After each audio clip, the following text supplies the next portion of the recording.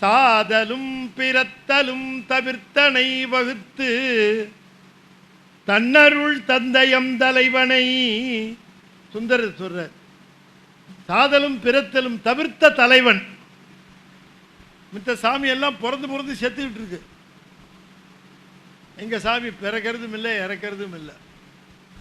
பிறக்கிறதும் இல்லை, இறக்கிறதும் இல்லை.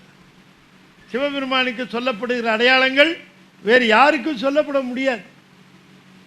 அவருக்கு சொல்ற அடையாளம் வேற யாருக்காவது சொல்ல முடியுமா?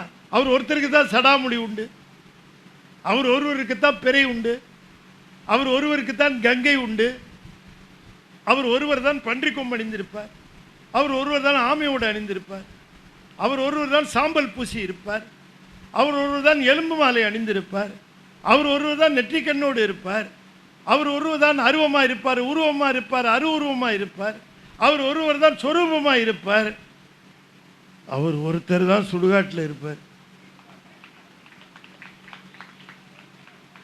எந்த சாமியாவது சுடுகாட்டு பக்கம் போகுமா நீங்க சொல்லுங்க? அதுக்கே பயம் ஏரியா பார்த்து.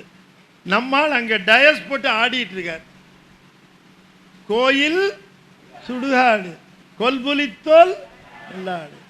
ஒரு இளைஞர் என்னை பார்த்து கேட்டார், ஐயா கோயில் சுடுகாடுங்கிறீங்களே, கோயிலையும் இருப்பார் சுடுகாட்டிலையும் இருப்பாருங்கிறீங்களே, நாங்கள் எங்கே போய் பார்க்கறது? கோயிலுக்கு போகிறதா?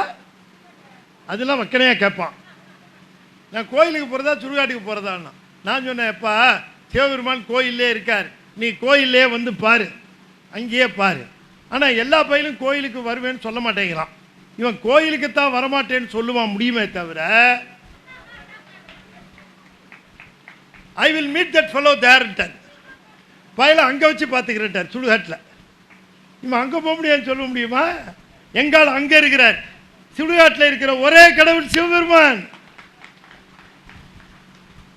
எப்படி இருக்கிறார் பார்த்தீங்களா? ஏரியா எங்கே பிடிச்சி வச்சிருக்காரு பாருங்க.